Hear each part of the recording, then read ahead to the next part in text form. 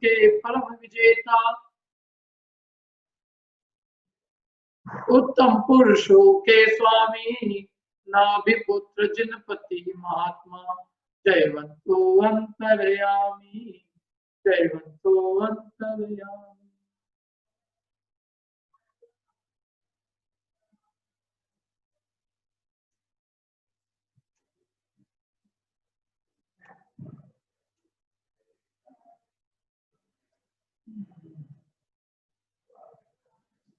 हाँ,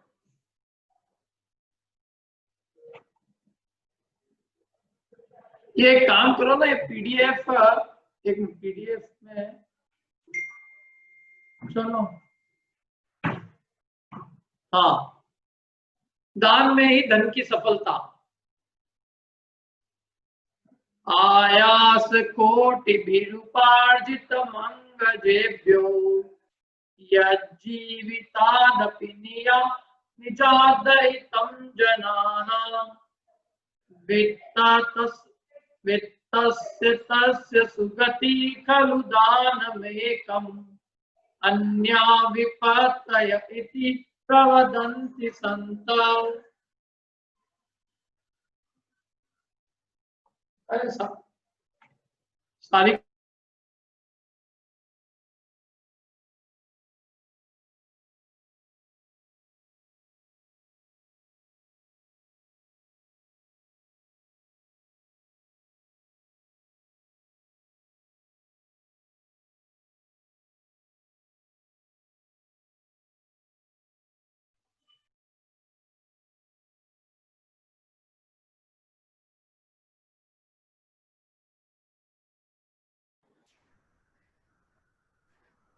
लिंक कर लिए सर।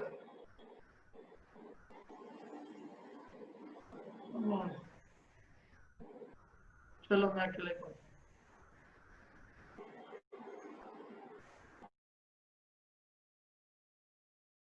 किया उपार्जित विविध दुखों से, अधिक इष्ट सुत प्राणों से, दान मात्र है सुगति वित्त की, अन्य विपत्ति संत कहे।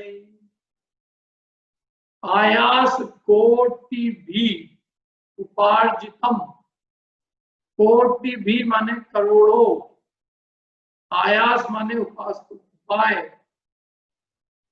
क्या करोड़ों उपायों के द्वारा, उपार्जितम जो उपार्जित किया है, और अंगजेभ्यो, अंगज माने पुत्र से भी, यह जीवितादपि जीवन से भी, निजाद दैतम जनानाम मनुष्यों को, निजाद दैतम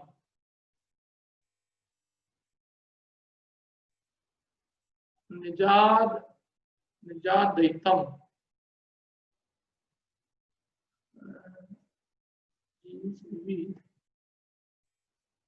निजात दैतम मैंने जो अपने जीवन से और अपने पुत्रों से भी लोगों को ज्यादा प्यारा है, निजात रूप है।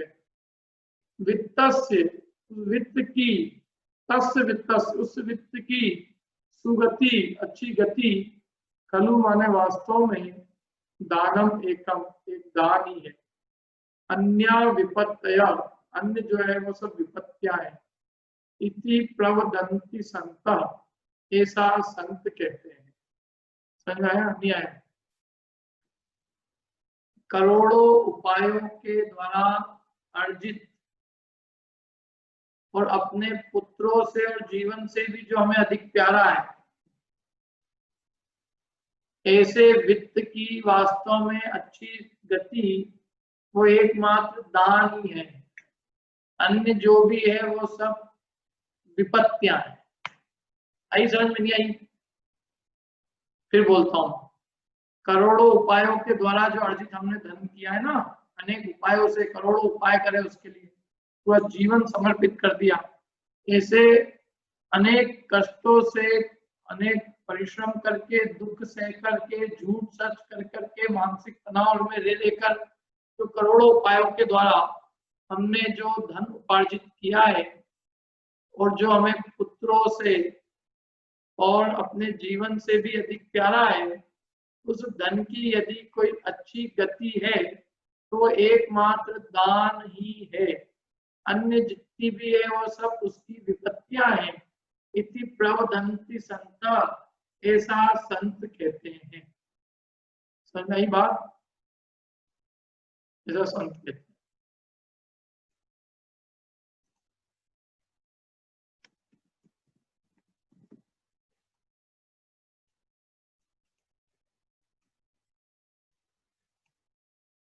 देखो, जो धन नाना प्रकार के दुखों से पैदा किया गया है, जो मनुष्यों को अपने पुत्रों से तथा जीवन से भी अधिक प्यारा है, उस धन की यदि अच्छी गति है तो केवल दान ही है, अर्थात वह धन दान से सफल होता है। किंतु दान के अतिरिक्त दिया हुआ वह धन विपत्ति का ही कारण है, ऐसा सज्जन पुरुष कहते हैं।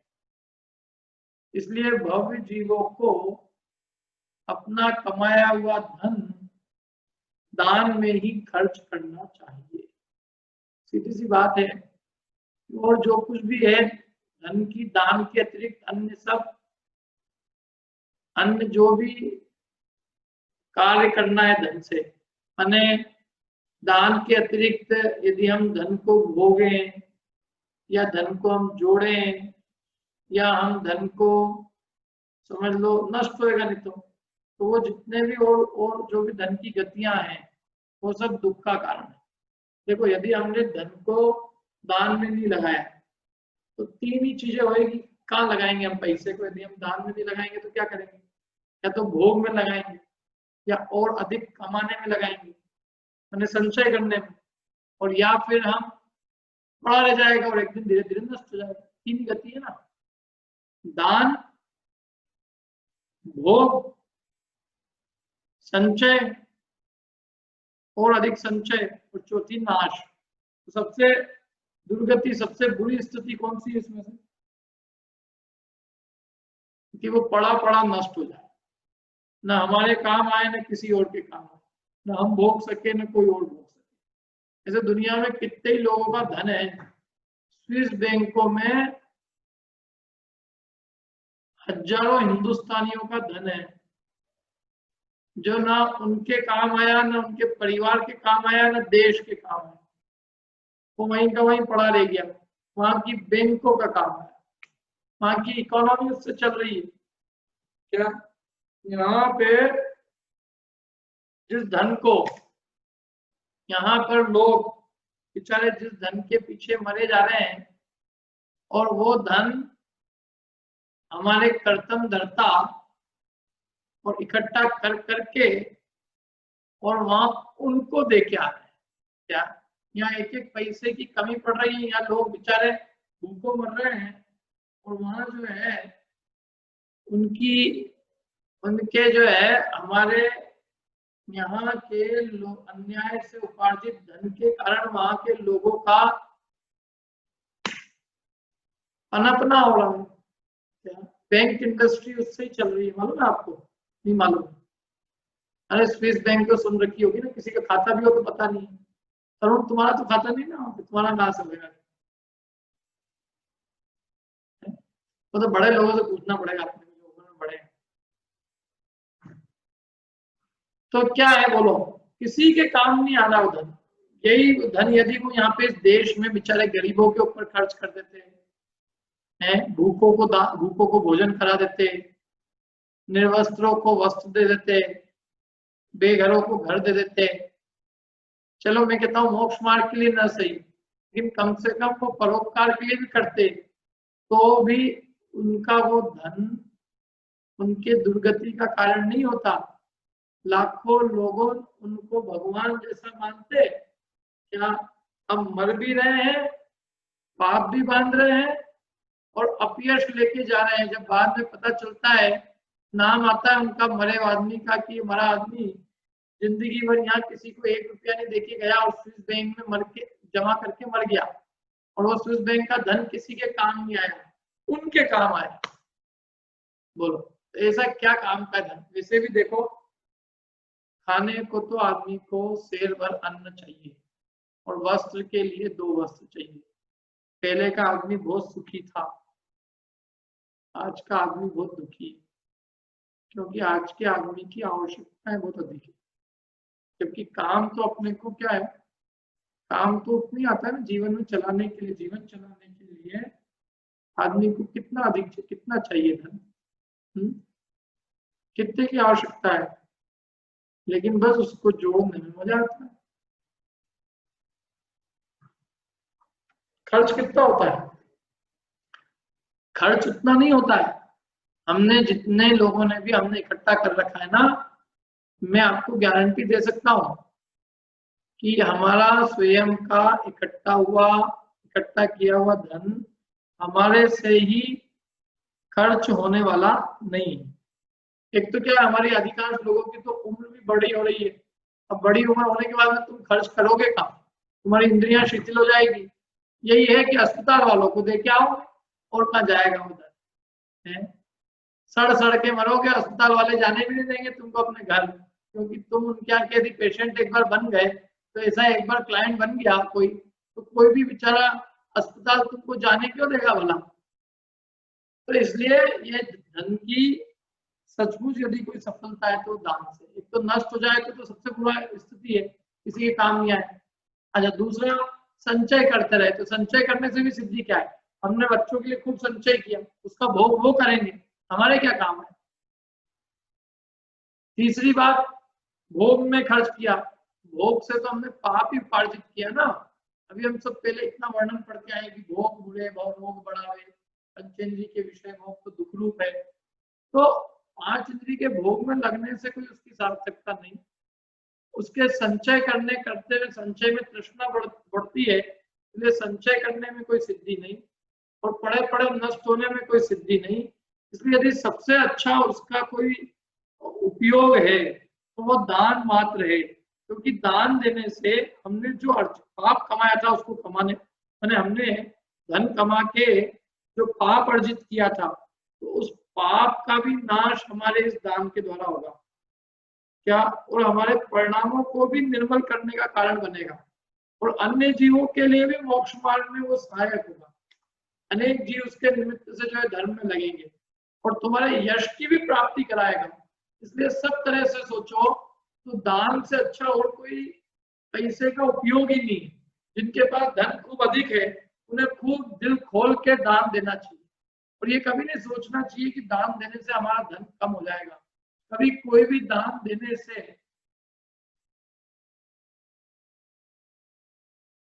कभी किसी के कंगालापन गरीबीपन आया है क्या? क्यों? आवाज स्पष्ट आ रही कि नहीं आ रही मेरी? किसको नहीं आ रही है? सौरभ जी को नहीं आ रही है।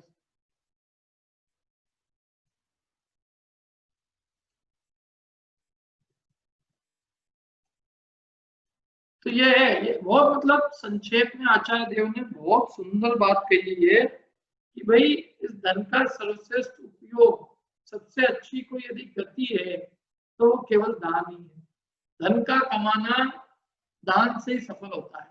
जिन्होंने दान नहीं दिया और कमा कमा के रखा, उनका वो धन किसी के काम का नहीं है, और उनके खुद के लिए आपत्ति का कारण।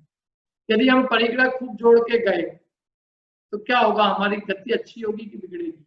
यदि हमने परिग्रह अर्जित भी किया है, और यदि दान, समझ लो हमने दान आदि में खर्च करके और हम उसका उपयोग कर गए, तो कम से कम जो हमने पाप किया वो पाप कुछ तो धुलेगा ना। एक बात। दूसरी बात कि भाई अव्वल तो यही था कि हम पाप कमाते नहीं, लेकिन अब जब हमने कमा लिया है, अब धन हमने जोड़ लिया है, अब जोड़ लिया है तो उसको जो है दान के अलावा उसका उस अपने मतलब हमने जो धन कमाने से जो पाप कमाया है, उस पाप को धोने का उपाय दान के अलावा और कुछ नहीं है। क्या क्या कोई बताओ, आप मेरे को बताओ कोई उपाय हो? मैंने दान देने के अलावा हमारे हमारे द्वारा जो धन कमा के जो पाप कमाया है, उस पाप को धोने का उपाय दान के अलावा और कोई हो तो बताइए, है कोई उपाय? बताओ, कौन बताए? दान के अलावा और क्या उपाय? सबसे अच्छी गति दान की है। दूसरी एक बात और है, देखो आपने देखा होगा कभी जो भी व्यवस्थित दान करते हैं शक्ति प्रमाण, तो उनके धन की कोई हानि नहीं होती। थोड़ा सा हम दे देते हैं तो उससे कोई हमारे घर में कोई खाने की या कोई हमारे जीवन में कोई कमी नहीं पड़ती क्या? और जो नहीं देते हैं तो कृपणता माने कंजूसी और धन संचय करने की बुद्धि, आसक्ति वो बहुत बढ़ती क्या? आप यदि धन देते नहीं हो तो आप समझो कि आपका उसके अंदर जो मूर्छा है और आपकी जो संचय करने की आदत है, इकट्ठा करने की, और इकट्ठा करूं और इकट्ठा करूं, तो उसके प्रति जो तृष्णा है वो दिन दोगुनी रात चौगुनी बढ़ती क्या? इसलिए ये वास्तव में धन को देने से ही क्या है, हमारे वो तृष्णाओं को भी अंकुश लगाता है, हमारे लोक कषाय को भी कम करता है, और जो हमें यश चाहिए उस यश की भी प्राप्ति कराता है, और अपने आप को और स्वयं को भी मोक्ष मार्ग में लगाए रखता है।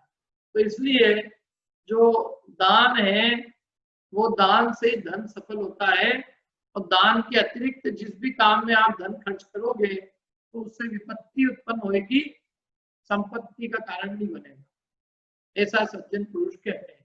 इसलिए भव्य जीवों को अपना कमाया हुआ धन दान में ही खर्च करना चाहिए। क्या कह रहे हैं? भव्य जीवों को क्या करना चाहिए? अपना जो कुछ कमाया हुआ धन है वो यदि खर्च करें तो वो दान में ही धन खर्च करना चाहिए।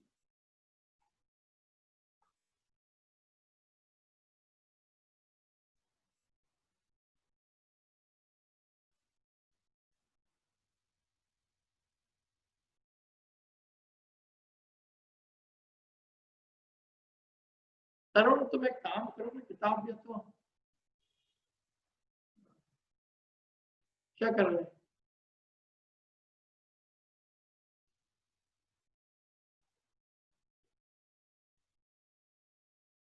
तरुण भाई,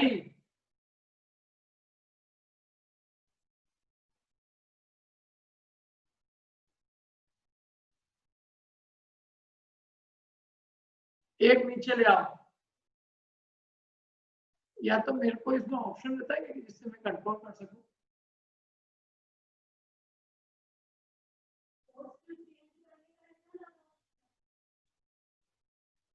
चलो, हाँ थोड़ा ऊपर, थोड़ा सा ऊपर तरुण, थोड़ा ऊपर। हाँ ठीक है बस। इसलिए भव्य जीवों को अपना कमाया हुआ धन दान में ही खर्च करना चाहिए। नहीं कमाते सबसे बढ़िया था, अब कमा लिया है तो उसका उस उसका जो उपयोग है वो सबसे बढ़िया उपयोग दान में है, इसलिए दान में ही धन खर्च करना चाहिए। अब आगे पढ़ते हैं, देखो पात्र दान ही वट वृक्ष के बीज समान है, भुक्त्यादिभिः प्रतिदिनं ग्रहिणो न सम्यक् नस्तारमापि पुनरेति कदाचिदत्र सत्पात्रदान विधिना तु गताप्युदेति क्षेत्रस्थबीजमिव कोटिगुणं वटस्य भोगादिक में नष्ट लक्ष्मी कभी लौट कर नहीं आती, पात्रदान में खर्च हुई जो बीज वृक्षवत कोटि गुणी, वृक्ष बीजवत कोटि गुणी। भुक्त्यादि भी, भुक्ति आदि भी माने भुक्त्यादि माने भोगे जाने के द्वारा, प्रतिदिन भोगों के द्वारा ग्रहिणों गृहस्थियों के नष्ट हुई रमा माने लक्ष्मी, अपनी माने भी, पुनः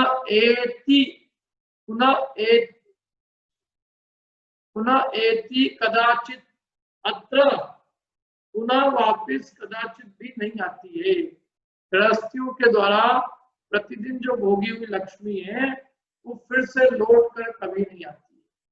और सत्पात्र दान विधि नाम, सत्पात्र दान विधि के द्वारा सत्पात्रों को, अच्छे पात्रों को दान की विधि के द्वारा गता अपि उदेति, गई हुई भी उदित हो जाती है, गई हुई भी लौट के आ जाती है। हमने दिया नहीं है, हमने वास्तव में दे के और वापस से ले ली। जैसे हमने बॉल सामने फेंकी नहीं है दीवार पे, दीवार पे हमने बॉल फेंक के बॉल वापस बुलाई है, ऐसे ही हमने दान देकर धन को पुनः आमंत्रित कर दिया। सत्पात्र दान विधिना गता देती, सत्पात्र दान की विधि के द्वारा गई हुई भी क्या हो जाती है, उदित हो जाती है। क्षेत्रस्थ बीजमिव कोटि गुणम वटस्य, क्षेत्र में स्थित बीज की भांति, किसके बीज की भांति, वटस्य बीजम, वट वृक्ष के बीज की भांति जो क्षेत्र में स्थित हो जाता है, अच्छे क्षेत्र में बोया गया वट का बीज जैसे कोटि गुणम, करोड़ों गुणा फल देता है, उसी प्रकार योग्य पात्र में दिया गया अल्पदान भी इस जीव को करोड़ों गुना के रूप में फलता है। समझ में आई बात? आपने वट वृक्ष का बीज देखा किसी ने? किसी ने देखा वट वृक्ष का बीज? वट वृक्ष का बीज हमेशा उदाहरण दिया जाता है। रत्नकंठ शौकाचार्य भी इसके उदाहरण, क्षितिगतम वट बीजम पात्रम अल्पगतम दान पात्रम अल्पगतम पात्रे फलति बहुछाया विभुवम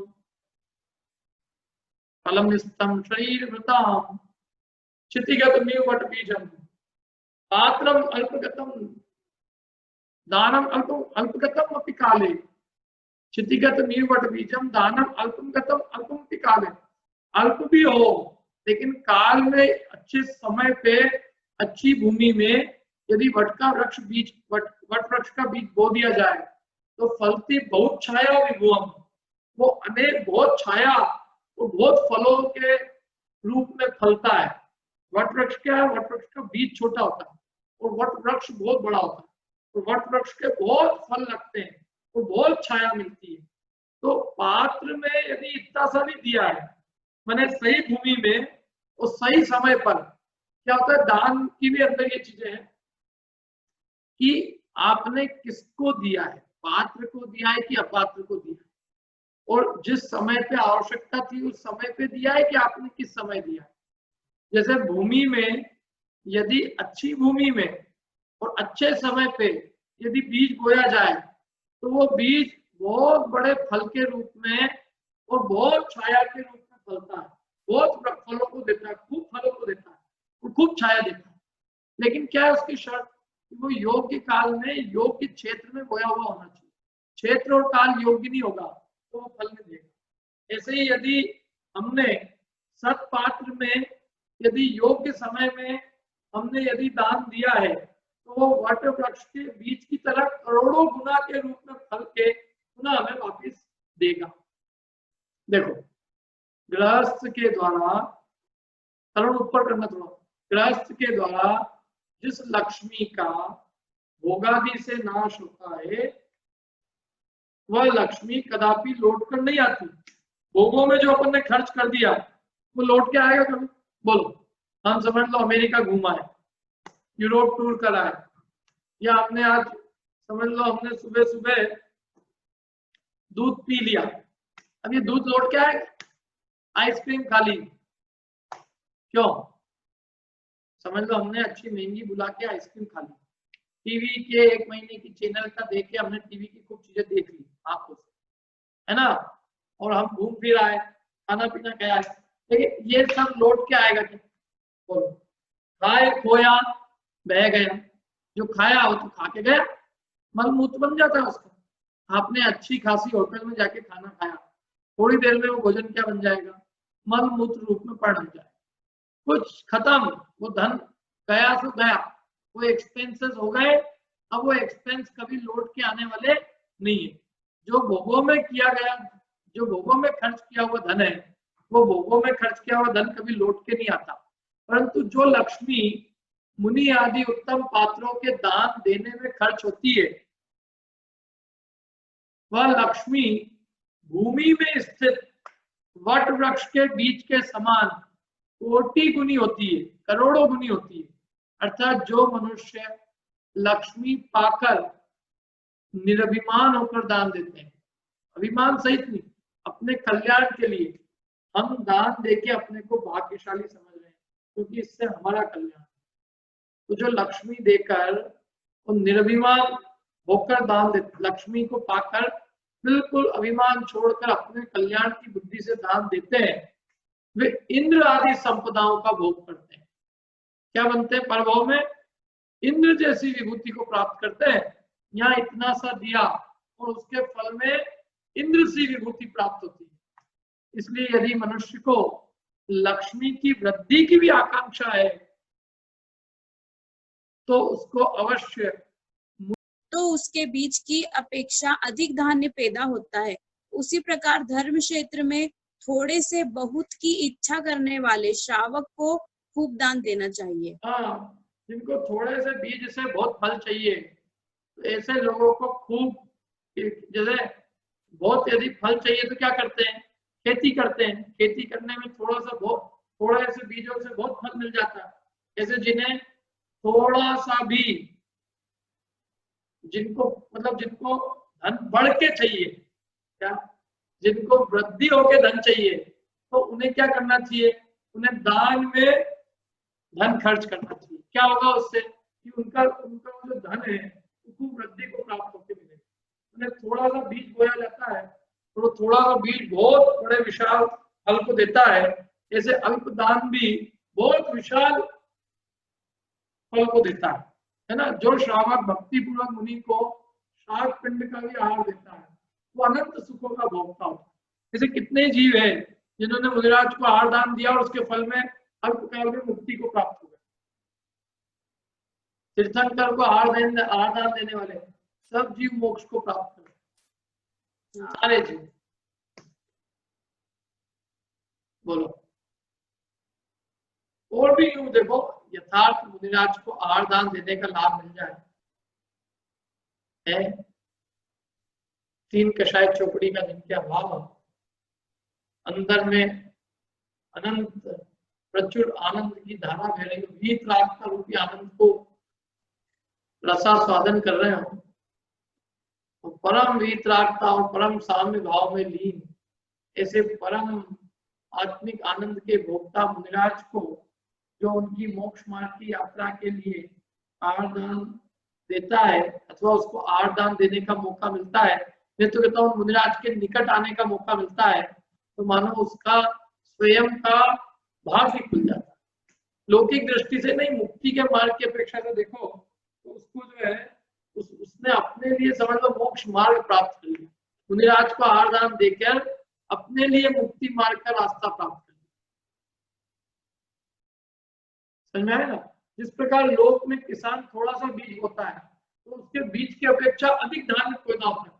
बीज कितना होता है? जरा सा बीज, ज्यादा नहीं डालते, बीज तो खत्म हो जाता है। एक बात और है, तो बीज फिर नहीं, बीज तो गया, एक बार जो बीज बो दिया वो बीज गया, लेकिन वो बीज अन्य अनेकों फल को देकर और हजारों नए बीज दे देता है। ऐसे ही जो धन हमने दान में दिया वो तो गया समझ लो, लेकिन वो उसके फल में अनंत पुण्य रूपी संपदाओं को प्राप्ति कराता है।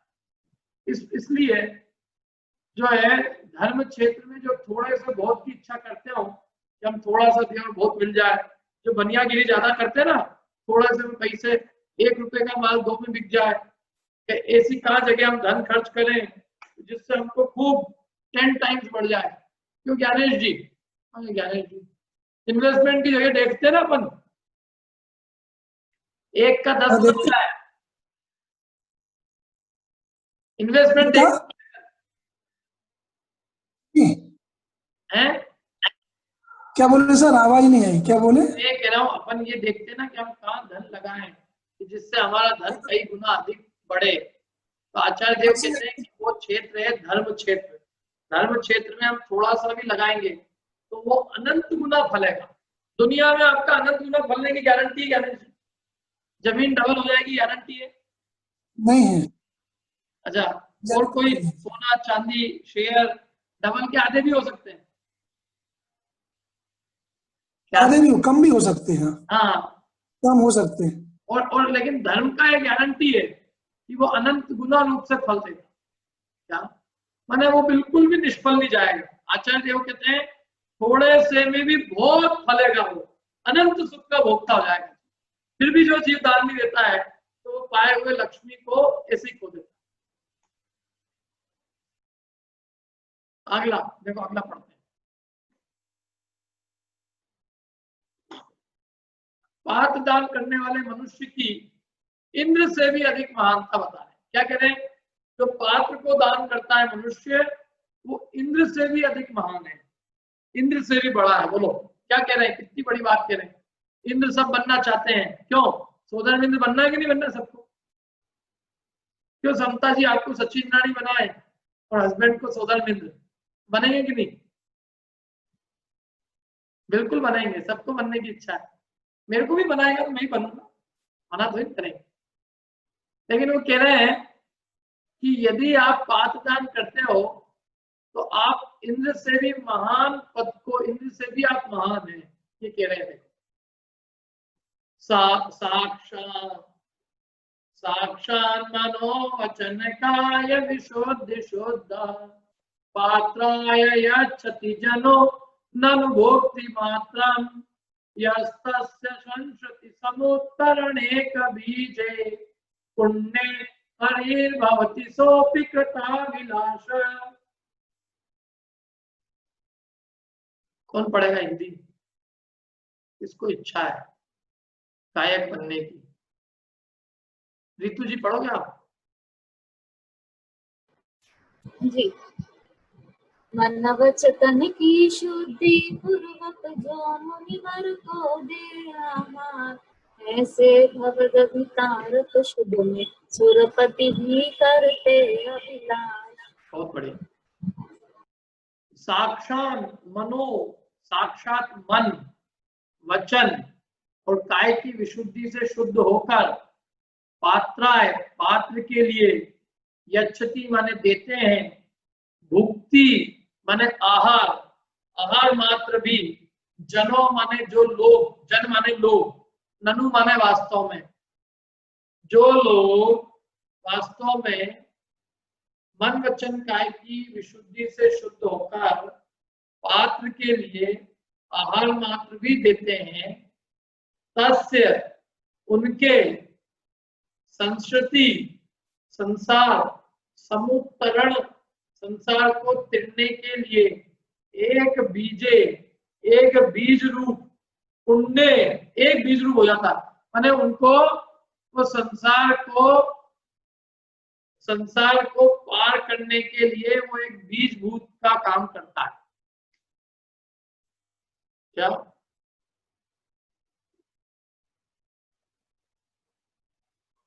समझ में आया ना? कैसा पुण्य? हो संसार से पार उतारने के लिए बीज समान है। ऐसे पुण्य हरि भवती, ऐसे पुण्य की हरि, हरि हरि माने इंद्र, कृत अभिलाषा, अभिलाषा करता है, सो अपि वह भी ऐसे पुण्य की अभिलाषा करता है। कैसे पुण्य की? कि जिस पुण्य से संसार से, जो पुण्य संसार से तरने का बीज बने। देखो दो तरह के पुण्य होते हैं, एक पुण्य होता है जो संसार में डुबोने वाला हो, जैसे आपके पास खूब लक्ष्मी आए, खूब पैसा आए और खूब भोगो भोग में लगे तो खूब पुण्य का उदय है ना। लेकिन वो जो पुण्य हमने, जो पुण्य का उदय आया है, उस पुण्य के उदय को हमने क्या लगाया? भोगों में। क्या बने, क्या होगा उससे? आगामी पाप बनेगा और दुर्गति होगी। अच्छा दूसरा, ये तो मैंने पुण्य के उदय की तरफ से बात किया। पुण्य बांधते हैं तो एक पुण्य ऐसा बनता है जो हमें रत्नत्रय की सामग्री दिलाता है, और एक पुण्य ऐसा होता है जो हमें विषय भोग देता है। कौन सा पुण्य चाहिए अपने?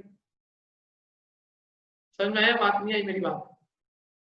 जैसे एक पुण्य आपको यह भी करा सकता था कि 2 से 3 बजे तक आपकी खूब स्तुति गाते हैं, क्या? हमारा भैया आया है, धन लेके आया है, लिफाफे लेके आया है। क्यों? महान है। जो भी दुनिया भर के गीत अपनी बहनें गाए, एक वो भी पुण्य है।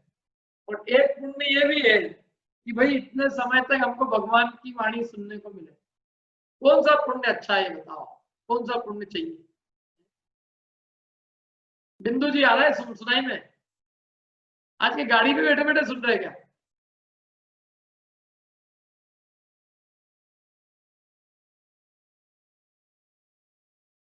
आवाज नहीं आ रही है, आपकी आवाज नहीं आ रही हमको। चलो ठीक है।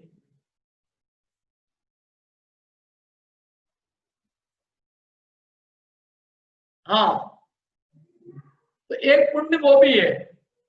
एक पुण्य हमें भोगों की और यश की प्राप्ति कराता है, और एक पुण्य हमें जिनवाणी की प्राप्ति कराता है, हमें धर्मामृत की पान कराता है, हमें मंदिर ले जाता है, हमें सत्संगति में ले जाता है, हमें स्वाध्याय कराता है, हमें तत्व विचार करने में सहायक होता है, हमें जो है हमें चिंतन करने में निमित्त होता है। तो कौन सा पुण्य बड़ा है बताओ? कौन सा पुण्य चाहिए? अर्पिता जी भी है क्या? अच्छा, अर्पिता जी का कौन सा पुण्य चाहिए लोगों को? बताओ सबको, कौन सा पुण्य बढ़िया है? क्यों ममता जी बोलिए। की प्राप्ति हो, जिससे हैं? रत्नत्रय की प्राप्ति हो। हाँ, क्योंकि क्या है, नहीं तो ये भोग, ये जो चीजें हैं, ये प्रशंसा कितने समय की, प्रशंसा कितने समय की? आज दिन भर तक की, वो भी नोट देने से। नोट नहीं दे तो अभी निंदा सुनने को मिल जाएगी। जब तक लिफाफे बट रहे हैं तब तक सब प्रशंसा है, और लिफाफे में खाली रख के किसी को दे दो लिफाफा, पता चल जाएगा कितनी तुम्हारी है, तुम्हारे तुम्हारे प्रति कितना प्रेम है। सब धन की प्रशंसा है, अपनी नहीं है, अपने आत्मिक गुणों की नहीं है। क्या हमसे कोई भी जिनवाणी नहीं लेना चाहता। आज के दिन यदि मैं लोगों को क्यों 1 घंटे प्रवचन सुन ले मेरी बहना, यही लिफाफा है मेरा तेरे लिए, तो कहेगी यार ये तो बस दे यार, आज के नोट पानी दे भैया, ये तो ही चाहिए। तो हमारे उस लिफाफे की कीमत 1 घंटे की जिनवाणी जितनी भी नहीं है, क्योंकि 1 घंटे की जिनवाणी हम देवे तो कोई लेने को तैयार नहीं है। लिफाफे सब कुछ है। बोलो, तो एक तो लिफाफे का पुण्य है, और एक जिनवाणी सुनने का पुण्य है। अब हमें चूज करना है कि कौन सा पुण्य अच्छा है। तो यहाँ आचार्य देव कहते हैं कि जो पुण्य संसार से पार करने में निमित्त भूत हो, अर्थात हमें देव गुरु धर्म की प्राप्ति कराए, सत्संगति की प्राप्ति कराए, जिनवाणी माँ की प्राप्ति कराए, वो पुण्य कार्यकारी है। और वो पुण्य, उस पुण्य की अभिलाषा इंद्र भी करता है। इंद्र भी ऐसे पुण्य को चाहता है। इंद्र भोग वाले पुण्य को नहीं चाहता है। इंद्र ऐसे पुण्य को चाहता है जिस पुण्य से उसको मोक्ष की प्राप्ति हो, मोक्ष मार्ग की सामग्री मिले, जिससे परमों में मनुष्य भाव मिले, उत्तम कुल मिले, जिन धर्म मिले, संगति मिले, मुनिराज का समागम मिले, तत्व का उपदेश मिले, और रत्नत्रय का अंगीकार करके, चारित्र का पालन करके मोक्ष प्राप्त करे। तो बोलो वो पुण्य ज्यादा अच्छा है कि नहीं? इसलिए उसकी इच्छा कर रहा है वो। इंद्र मनुष्य बनना चाहता है कि इंद्र बने रहना चाहता है? बताओ, इंद्र क्या चाहता है मालूम आपको? इंद्र ये चाहता है कि कब मेरी इंद्र पर्याय पूरी हो, और कब मैं मनुष्य बन के मुझे दीक्षा धारण करके और मुक्ति को प्राप्त करूं। हे प्रभु, मेरा पुण्य का उदय कब आएगा, तब मैं ये सारे संसार की विभूति को छोड़कर और आपके समान बनूंगा। वो ये भावना बाता है। और यहाँ ये सब चाहते हैं कि हमको इंद्र बनना है। क्यों राजेश जी? अपने को इंद्र बनना है और इंद्र को मनुष्य बनना है। क्या स्थिति है?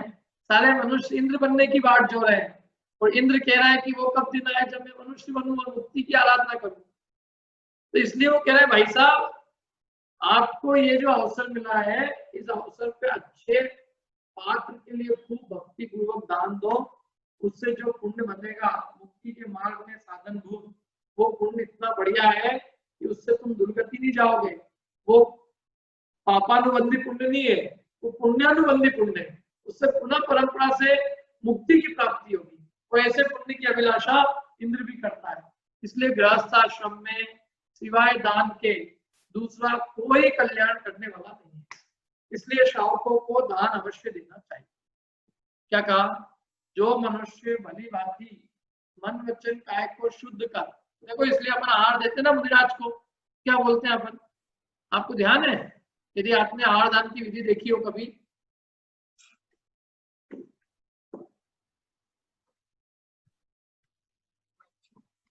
क्या बोलते हैं आहार दान जब हम देते थे?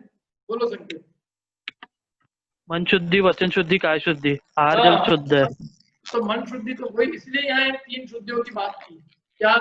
जो मन शुद्धि, वचन शुद्धि, काय शुद्धि, इन तीनों को शुद्ध करके, मैंने मन वचन काय को शुद्ध करके, मन वचन काय की शुद्धि क्यों कही है? कि मैं जबरदस्ती नहीं दे रहा हूं, मन से दे रहा हूं। और वचन बोलने से उसकी भक्ति प्रकट होती है, काया से उसकी क्रिया से भक्ति प्रकट होती है। मतलब कोई किसी के ऊपर जबरदस्ती नहीं है कि तुम्हारा नाम लिख दिया है, हर एक जने की फिक्स कर दिया है हमने, अब तुमको देना पड़ेगा। बिन मांग यदि जो जबरदस्ती लिया जाता है वो तो वास्तव में खून बराबर होता है। क्या? इसलिए मुनिराज कभी भी आहार दान जो लेते हैं वे किसी मतलब सामने वाला जब तक भक्ति पूर्वक न दे, जब तक मनोवचन काय की शुद्धि माने मनोवचन काय की भक्ति पूर्वक न दे, तब तक आहार ग्रहण नहीं करते। मालूम है आपको ये बात? इसलिए वो शुद्धि बुलवाते हैं। और दूसरी बात कि मन शुद्ध है, हमारे वाणी भी शुद्ध है, और जिस विधि से हमने बनाया वो विधि भी शुद्ध है, हमारी काया भी शुद्ध थी और हमारा आहार भी शुद्ध है, सब परिपूर्ण विशुद्धि से बनाया हुआ है और आपके योग्य और हम अत्यंत भक्ति पूर्वक आपको समर्पित करें। तो जो मनुष्य ऐसे मनोवचन काय को शुद्ध करके मन के द्वारा अत्यंत भक्ति पूर्वक जो उत्तम पात्र के लिए आहार दान देता है, ऐसे मनुष्य के संसार से पार करने में कारणभूत जो पुण्य है, उस पुण्य की अभिलाषा, कैसा पुण्य मानता है वो? जो पुण्य संसार से पार होने में निमित्त बनता है। और ऐसे पुण्य की अभिलाषा नाना प्रकार की संपत्ति का भोग करने वाला इंद्र भी करता है। इसलिए गृहस्थाश्रम में सिवाय दान के दूसरा कोई कल्याण करने वाला नहीं है। अतः श्रावकों को दान अवश्य अवश्य अवश्य देना चाहिए। ठीक है तरुण, इतना ही रखते हैं अपन, स्क्रीन बंद कर दो। कोई प्रश्न हो किसी का तो पूछ लीजिए, अन्यथा मैं जिनवाणी स्तुति करके अभी की बात समाप्त करता हूं। फिर जिनवाणी स्तुति कर लेते। चावाणी के ज्ञान ते मुझे लोकालो सोवाणी मस्तक सदा में ढूंढूं।